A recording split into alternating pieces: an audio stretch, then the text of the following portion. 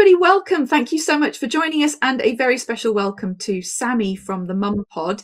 I'm so happy to have you here, Sammy. It is really lovely for you to join us and tell us a little bit about who you are and what you do at the moment. Thank you so much. So my name, as Lyndsey has said, is Sammy, and I am the founder of the Mumpod. I am a holistic sleep consultant as well as a certified doula. Wonderful. And can you tell us a little bit about what made you want to join the program in the first place? Yeah, absolutely. So back when I had my first, which was in the height of COVID, I there was so much noise out there. Even if I wanted help, being an expat in a foreign country, I couldn't get that help. And I turned to online, and mainstream media was just feeding all the mainstream stuff, to be quite Yeah. honest. And I searched high and low for someone who just had a gentle approach, because I did try the control crying and it just wasn't something I could go through with. And I did find a sleep coach that I went on courses with. And when I reached out to her, she mentioned the holistic sleep coaching program. And, I thought the way she helped me was something I just wanted to do. I wanted to help families in the same way. So I started following along, and this was back in 2021. I started following along, implementing all of the things that everyone, all the sleep coaches within the holistic sleep coaching program were talking about. And it just really opened my eyes. And I was still working full time. And I just slowly but surely started looking at more of the videos, looking at more of the calls, and looking at the courses. And I just realized, like, this is just what I wanted to do. It felt like it came naturally. And I just had like a bit of a fire in my belly, especially after I became a certified doula, and just seeing that kind of gap of knowledge, especially in those early weeks of what's normal. And then I took the leap, and I was just like, yeah, I'm going to do this. Let's do this. Yeah. And what do you think made you go from this is something I'm really passionate about as a personal interest, and it's important to me and my family? What Mm. made you want to turn that into a business? I think after working in corporate marketing for over 10 years, I realized, after returning from maternity leave twice, it's like sleep isn't linear. And this is something I learned through following, the holistic sleep coaching page and following people who had gone through this program. Sleep wasn't linear, and it still affected every working parent out there. And there was such a gap of knowledge when it came to companies helping parents. And they just didn't realize it. They kind of expect you to be back at work, but you've already been working for the past 9 months if you've been on maternity leave. It's just back at paid work. And they don't realize, the kind of the brain changes, through matrescence, which still isn't a word on the dictionary, which just does my head in, but they don't realize that, and companies just don't know. And when I walked out of corporate last year, that was my opportunity. I could have gone and said, okay, I'm going to go look for another job, or, when I left that job, but I was like, no, actually, I'm so passionate about this now. There's so much there. There's so many underserved communities. I want to do this full time. And I think that was it, like just the patriarchy within like a working environment, and the misogynism, and like women just have to come back and just get back to it. And I mean, I myself used to be able to run these massive campaigns and tweak them and do this and do that, but I couldn't get my baby to sleep. Could not get my baby to sleep. And there was no measurement I could measure myself against, because motherhood doesn't have a measurement, and it was easy at work. So I just saw that there was this massive gap, and I just wanted to support more people within the workplace, especially when they're Yeah. sleep deprived and trying to do presentations. Yeah. Oh, definitely. And when you reflect back on some of the mainstream ideas and myths and tricks and tips and control crying and all that kind of stuff that you got sucked into, how did that make you feel? And then what was the difference when you discovered a gentler, more responsive way of optimizing sleep? Yeah, absolutely. So when my eldest was around 8 weeks old, I felt like I needed to get him into some kind of routine. He needed to start sleeping longer stretches. He was exclusively breastfed, and I just felt like, no, this has to work. And all of my friends had been talking about this guide, and they were like, oh, well, our baby is sleeping really long stretches, and this, that, and the next thing. And I was just like, okay, well, I'm going to give it a go. Like, it's everyone else's baby sleeping, so surely it must work for mine. And I got the guide and I started reading it. And the first section was leave them for 10 seconds. And he was absolutely fine. 10 seconds, he was fine. Then the next part was like, leave him for a minute. You do not go back in. You stand by the door. It will get easier. And I stood by the door and I remember hearing him start to cry. And then I was like, oh, I don't know if I can do this. And like it started getting higher and higher. And by 19 seconds, I was on the floor in an absolute state. I was crying my eyes out. And my husband walked up the stairs and he like picked me up off the floor and he was like, babe, you don't have to do this. Like you can go in and you can pick him up. And I was just like, of course I can. That's my baby. Like I need to go and get him. And I went straight into the room, picked him up. And from that moment, I then just like went on a mission to be like, there has to be another way. This can't be the only way. But of course, the algorithm knew what I was looking at. So it just fed me everything that I didn't want to do. And then eventually I found someone who was a lot more like holistic and, responsive. And it completely changed my parenting journey. Like I wasn't even worried that, we had the apps and all of those kind of things. I wasn't even worried about that anymore. I was like, yeah, this is really normal. Like he's going to wake through the first, year and a half. He's going to do this. He's going to do the next thing. Like it's so normal. I felt like such a sense of relief and like that there was not any pressure for him or myself to kind of like meet these weird metrics, which are out there for the general population. So, and I think it definitely like even going into having my second in 2023, I was just like, he contact napped the entire time. We co-slept. We did, all of those things. And they both like, they're fine. They both sleep on their own and they have their room and they're absolutely fine. And I just think it took all the stress off of me as a mom trying to do everything. And I think it completely changed my parenting, my parenting journey, especially with not having, family in the country and that kind of stuff. I just felt like I knew where I was going. Like I knew where to turn. I knew who to listen to that actually had the evidence behind it.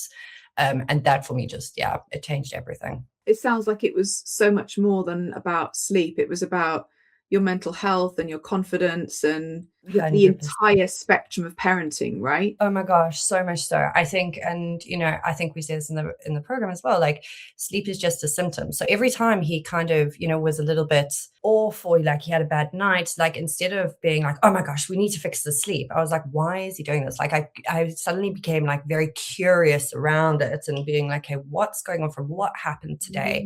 Okay, he was at childcare the entire day. And then bedtime was rushed. We didn't have a lot of time for connection. I didn't think about, his love language, how to fill his love cup up.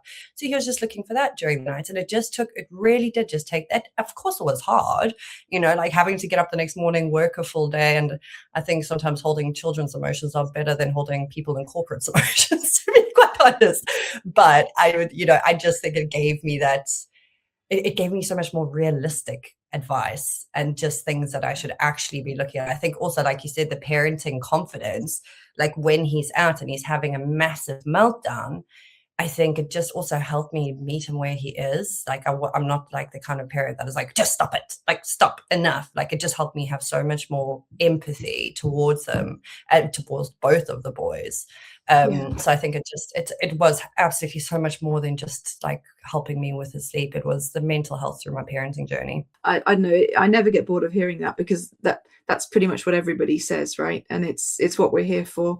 And I guess what I'm curious about is, obviously you've had quite a journey, corporate marketing to doula to being a holistic sleep coach. Talk me through that kind of the impact that those sort of changes in your career direction have had on you, your business, your family, all of that stuff. Yeah, absolutely. So when like I said, I was in corporate marketing for over 10 years. And whilst I enjoyed it, like it was good for the time I was in it, when I became a certified doula in 2023, I think there was something that changed in me. And especially after having my second, which I felt like there was a lot that happened with my second birth that I realized what went wrong with my first birth, if that makes sense.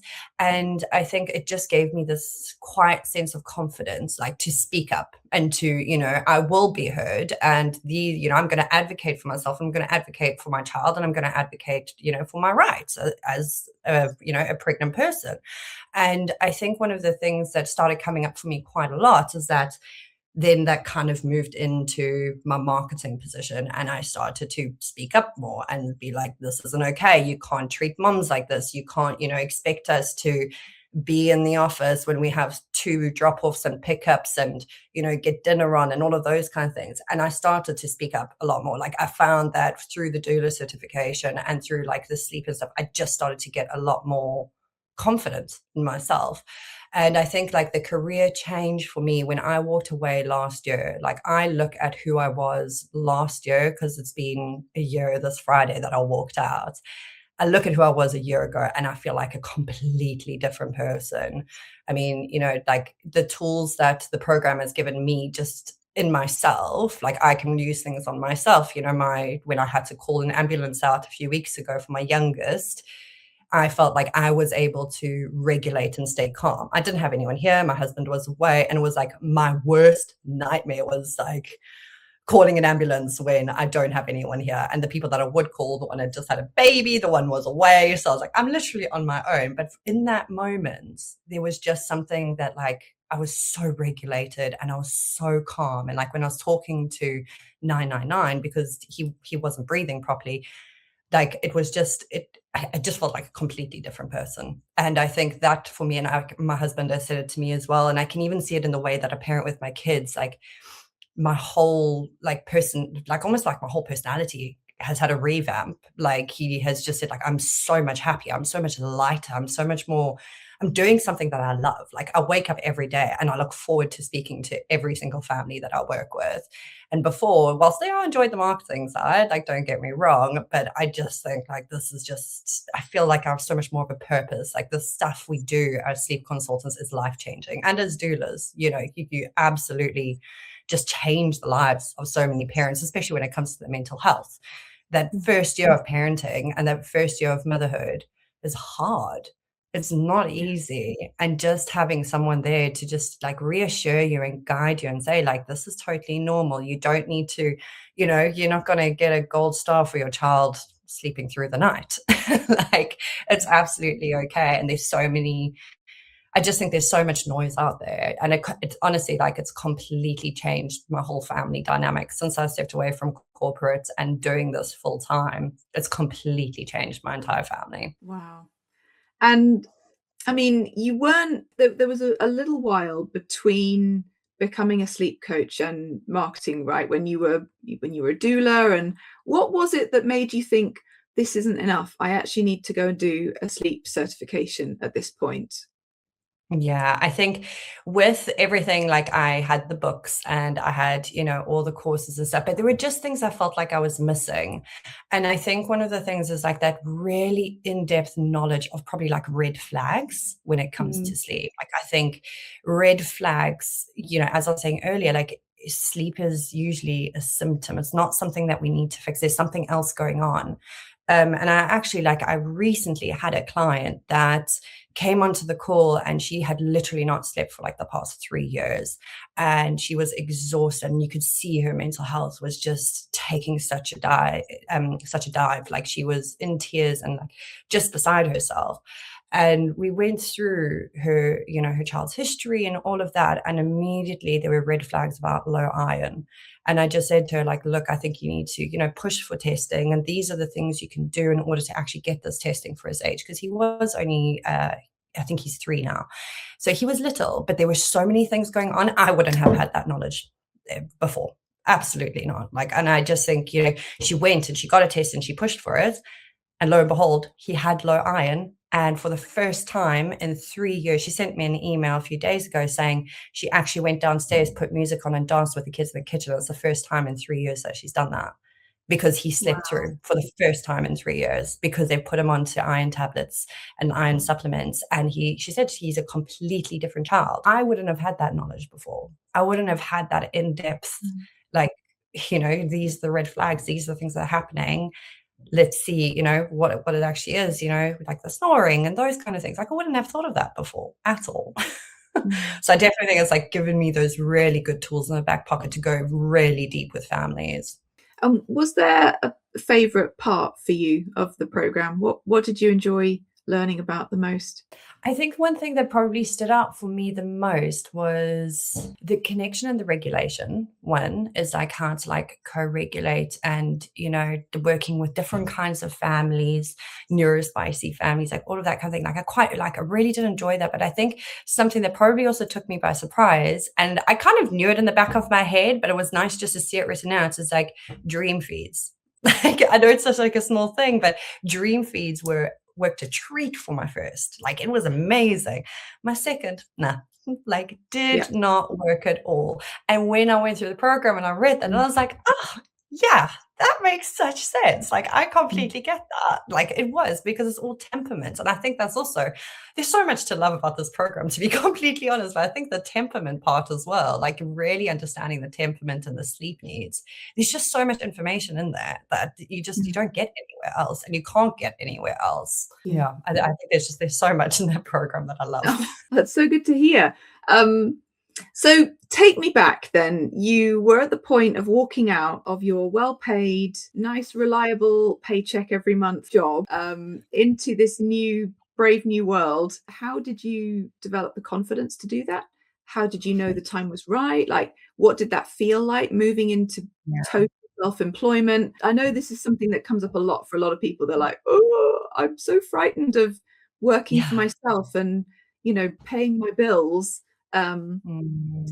with basically just myself to back myself. How did you do it? I think when I walked out of that job, I could have, yes, I could have gone and found another job and carried on, but I spoke to my husband at length about it, like the finance side, because obviously, like you said, like there was a stable paycheck every single month. And I just said to him, I was like, I actually think I really want to go for this like full time. I don't even want to get a part time job. I want to do this full time. And I think having his support to be like it was almost felt like when I spoke to him, he was like, yeah, this is like a no brainer. You should do this. Like you enjoy this.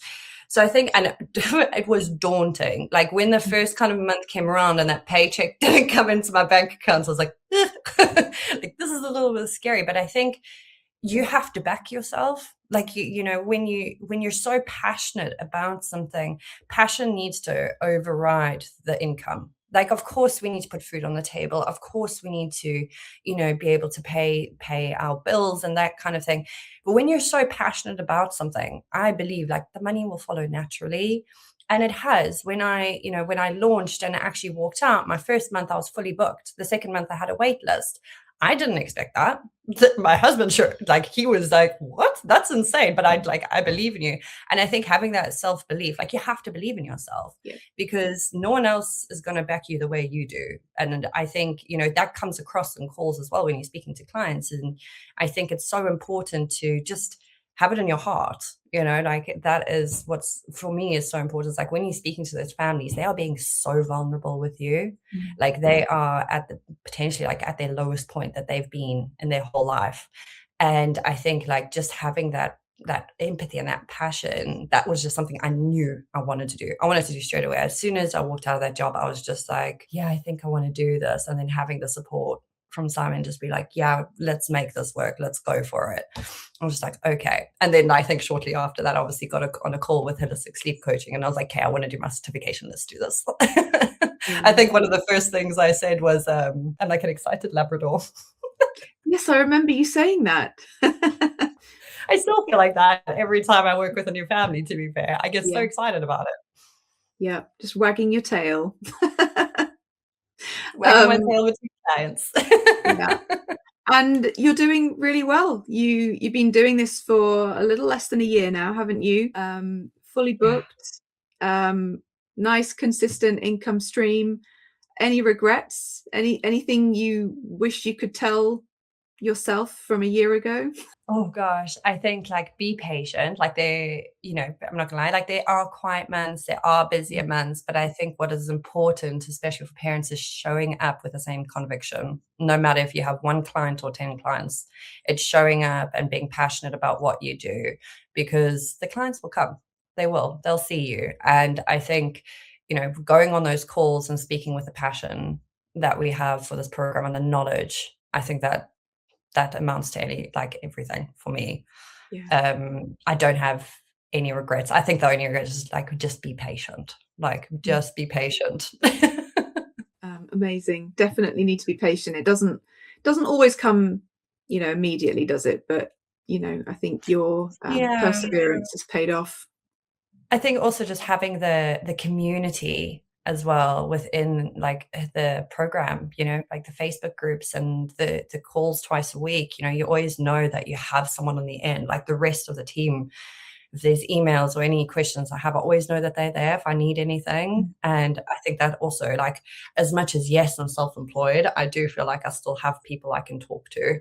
I think that's Yeah, also quite nice. And also I've developed such lovely friendships with like from people that are either going through the program or have already been through the program.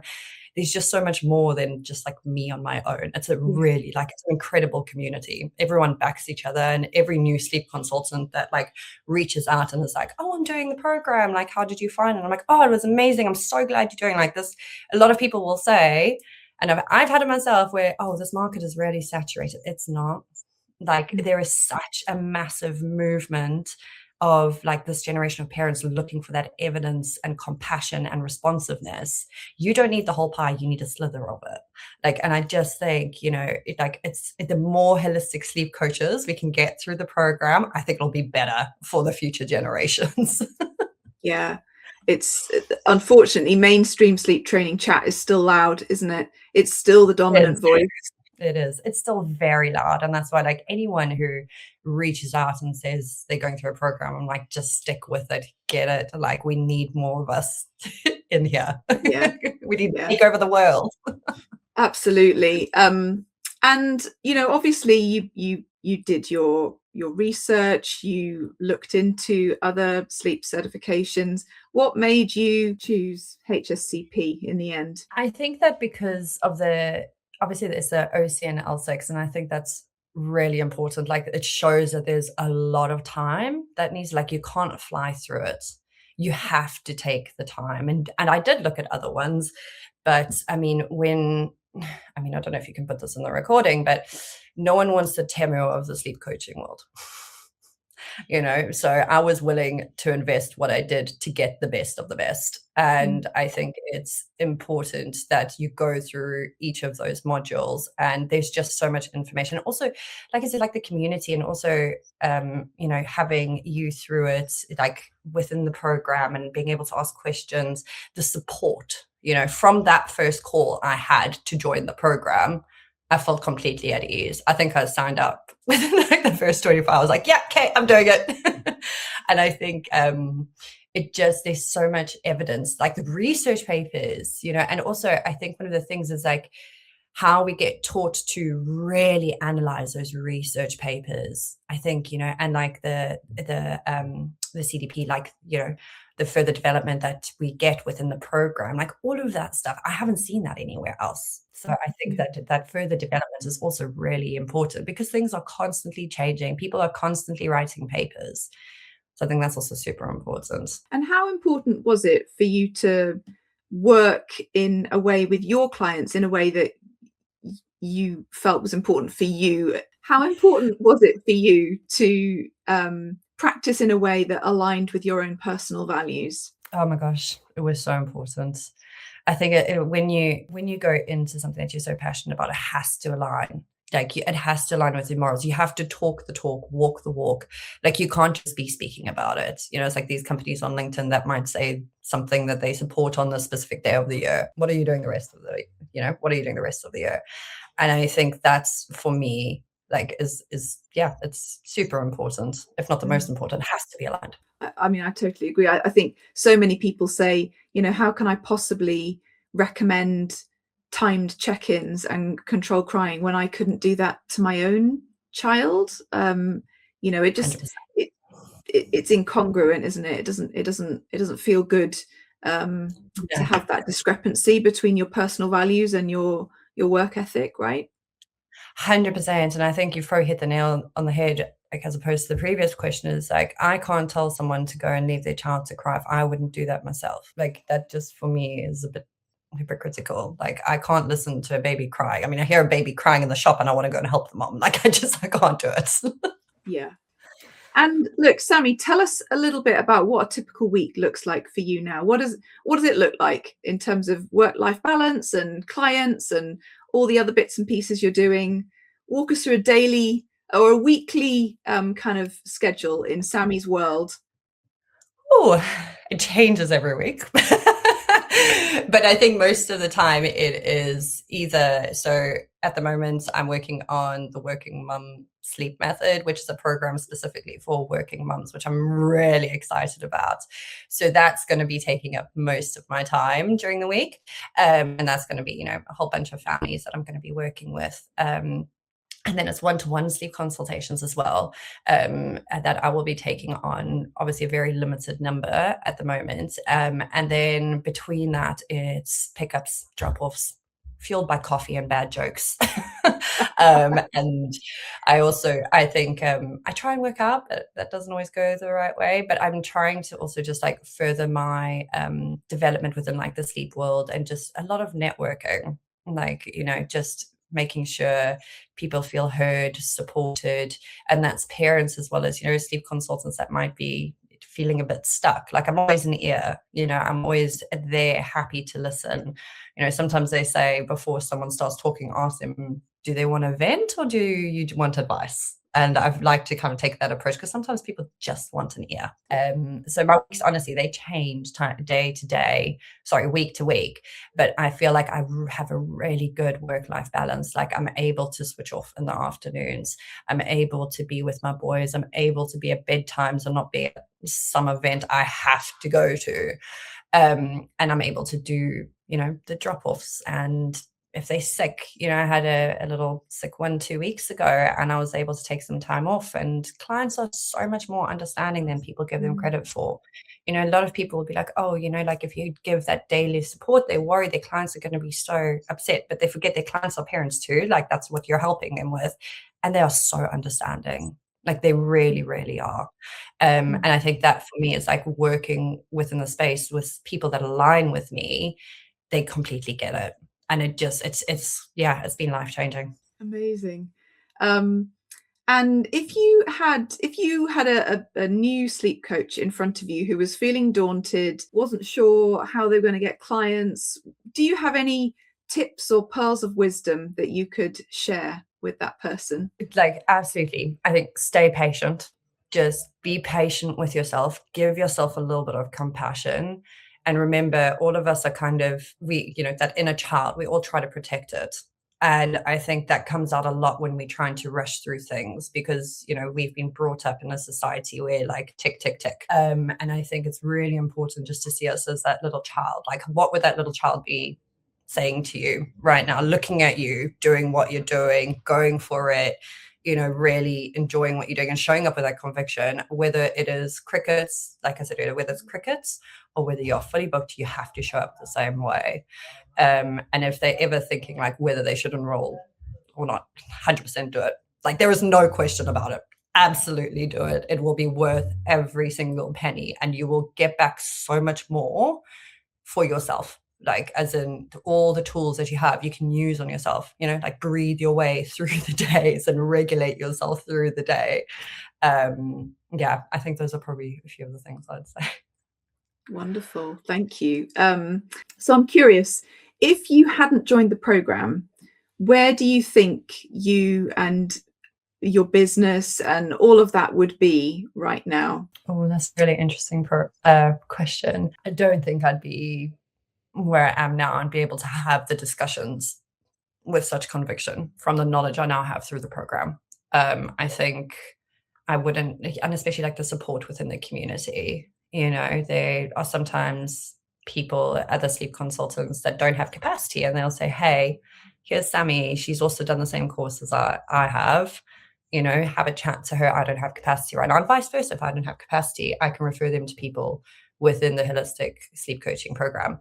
I don't think I'd be where I am now. I don't think even just like my own mental health from where I was a year ago, it's given me so many tools to work on myself and really reflect inwards as well on my own motherhood journey and what I did and how that went about. It's been kind of healing in a way, which has been it's been incredible. Yeah. Well, You've been a fantastic ambassador.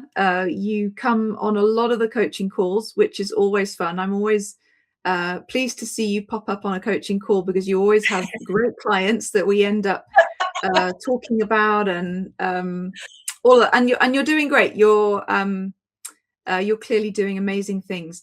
Is there something that you are particularly excited about that you would love to share at the moment? I know you've talked about the Working Mums Yeah. coaching program that you're talking about. Tell us a little bit more about that and anything else that you're passionate about right now. So definitely the Working Mum Sleep Method is a 6-week program, but they do get lifetime access to me.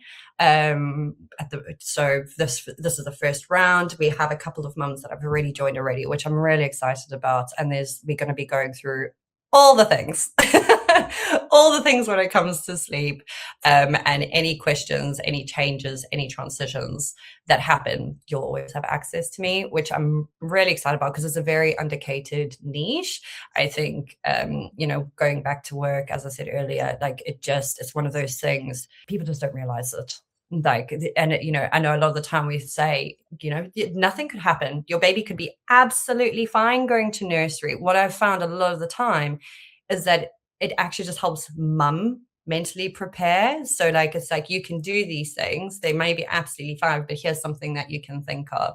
That just helps them because the baby may not even, change. It might be absolutely fine, may not even disrupt sleep, but it's almost like just like a mental check for themselves. Like they've done what they can. And that just helps them kind of relax a little bit. So I definitely think that's something I'm really, really excited to get going on. The other things I'm passionate about, oh gosh, I just want to get more into the sleep space. I just want to, be there for parents. I want to do more talks.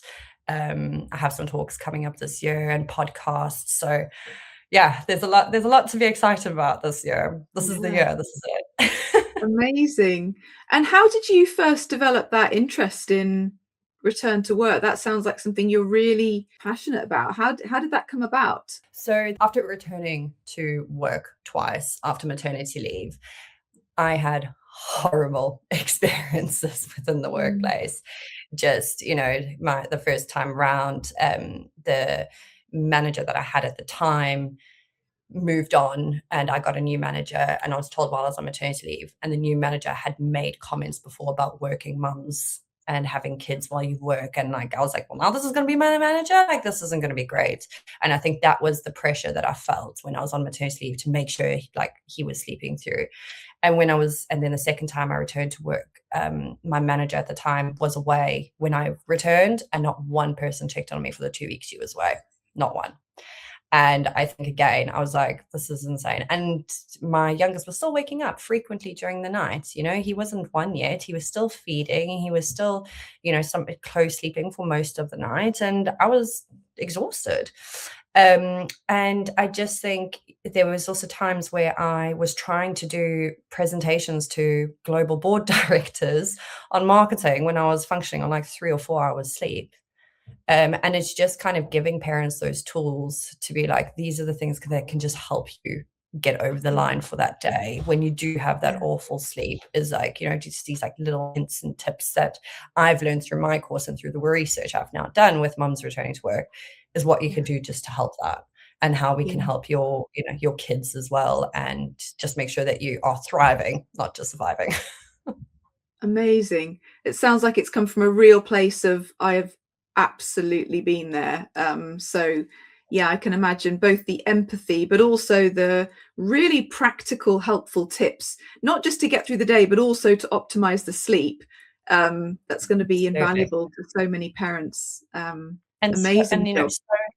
So many companies and organizations think it's a performance issue. Oh, they're not performing. They're not performing how they used to before they, went off on mat leave. Well, yes, of course, they were trying to function on 6 hours of completely broken sleep. Maybe their longest stretch was 2 hours.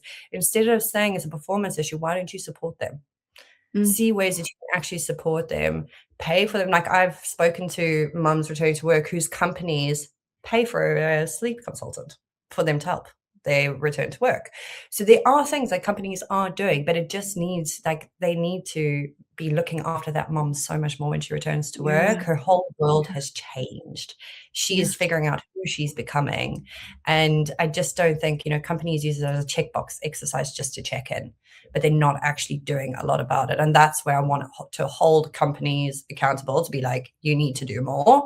And I'm working with organizations. I've completely rewritten culture policies for companies. And I just think there just needs to be more done for these working mums returning to work, sleep Mm. deprived, overwhelmed, and Yeah. just feeling like everything, the odds are stacked against them, because we can do it.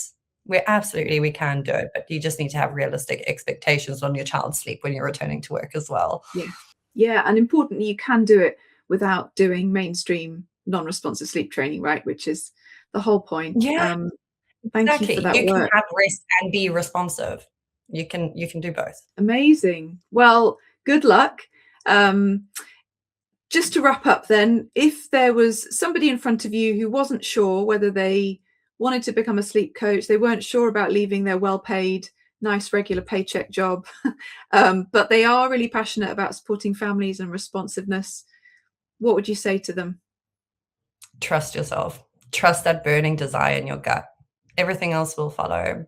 If the passion is there and you're truly wholeheartedly passionate about it, do it. Everything else will come. Amazing. Thank you, Sammy. Where can people find you? You can find me at the Mumpod on Instagram. And then my website, which is www.themumpod.com. Incredible. Well, we wish you all the very best of luck with the Working Mums sleep method. That sounds super exciting. And I hope that is a huge success for you. But in the meantime, thank you so much for your time. Thank you, everybody, for watching. And we will see you next time. Bye for now. Bye.